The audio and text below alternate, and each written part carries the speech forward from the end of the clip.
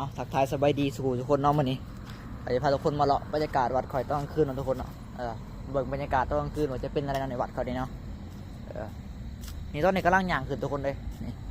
เห็นบ่ทางขึ้นมืดเลยเดี๋ยวจะพาไปเลาะเบิ่งบรรยากาศมืดตะแรงเนาะมันจะเป็นอะไรเนาะตอนนี้ก็หนาวทุกคนเลยเข้าสู่หน้าหนาวเลยวัดข่อยเข้าสู่หน้าหนาวแห้งโอ้เย็นแห้งเลยเบิ่งสีดองย่างกันไปทุกคนเลยไปลองคือเนาะมีแต่ในส่องก่อนถ่ายลงเลยตอนเป็นนอนเดี๋ยวจะพาทุกคนมาเลาะตอนกลางคืน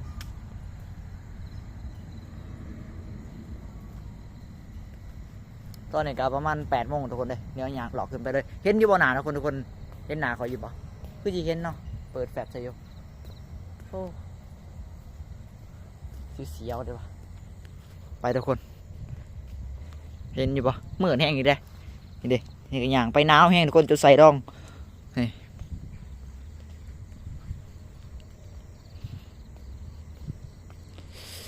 ปอต่อเย็นจากองศาอยู่ทางบ้านทุกคนหนาวแห้งหรือเปล่าทุกคนคอมเมนต์มาบอกเลยเด้อนี่ป้อตัวจุ่มบุยเห็นในมือได้ในกล่องได้แต่ในตัวจริงพอแนมเห็นอยู่ตอนนั้นจะเป็นองค์พญานาคนี่ก็เป็นตูบป้อจุ่มบุยเห็นทุกคนพิลึกอีเลยมืดแห้งลิซ่านี่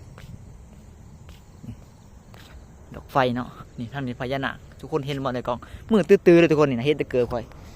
น่ะป้อตัวเดี๋ยวทุกคนเห็นบ่หางพญานาคนี่เด้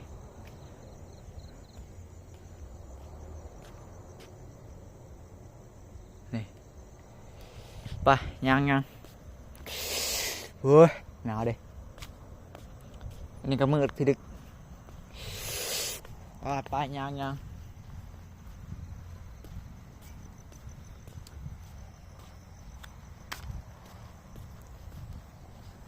ตอนนี้กำลังย่างขึ้นมาได้นะทุกคนเนาะ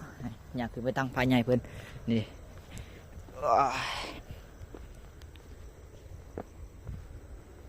เขาเจ้าเขาบุกขึ้นมาติดปอกติดไฟใช่ปะนี่เอาแห้งดิปอมือแห้งดิทุกคน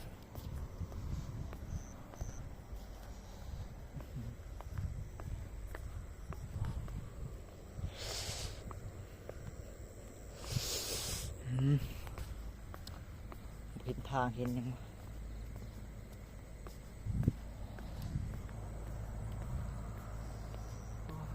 อนนี้กำลังย่างมาบนภูเวทเนาะ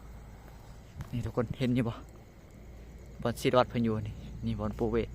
ห้องโบเห็นสำหรับทุกคนมันมืดในกล้องแต่ตัวจริงพอแนมเห็นอยู่ได้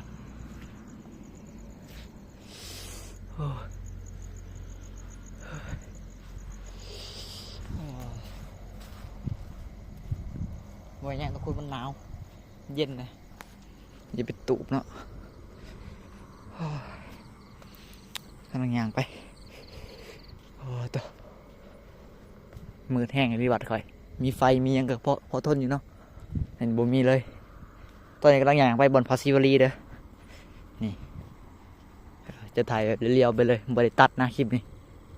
ถ่ายแบบว่าตัดไปแล้วความจริงตอนนี้มันยังบ่ดึกได้เพราะว่าแถวรอบัตรเขาก็เปิดเพลงเปิดยังอยู่ตามนั้นละนี่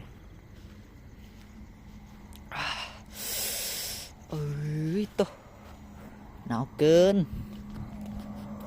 อย่าลืมคอมเมนต์มาเบามาชมกันเนาะทุกคนเนาะว่าอยู่บ้านทั้งทุกคนหนาวแห้งหรือบ่อยู่ทางฐานผู้ชมทั้งหลายเป็นยังไงตีหลบจะองศาอยู่แข็งได้ไหนเนาะคอมเมนต์มาเบามาจ้ากันเนาะมาทางนี้จะเป็นผาสังกระจายทุกคนเลยเห็นอยู่บ่ปู๊เกินไปในหัวหน้าเลยโอ๊ยนี่มีดอกไฟทางนี้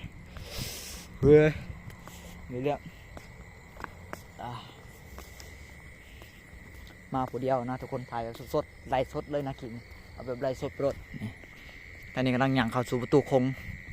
เดินี่เข้าครัวนี่จะเป็นหนานจับเนาะนี่เป็นน้องน้ำ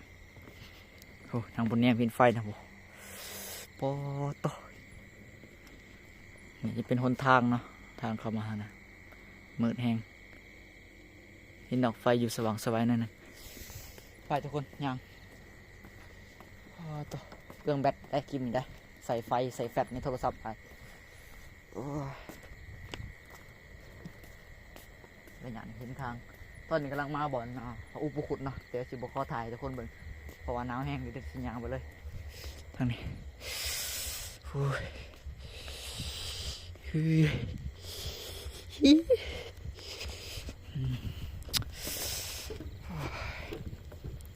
เห็นหมดทุกคนจะใส่เสื้อแขนยาวอะไรเนี่ยบุใส่ในบ่ได้มันคือในหนาวแห้งเอาทุกคนคลิปนี้ก็จะจบเพียงเท่านี้ได้ทุกคนก็ขอทุกคนกดไลค์กดติดตามเนาะเป็นกำลังใจในการติดคลิปต่อไปพอกันคลิปหน้าทุกคนบ๊ายบายฟันดี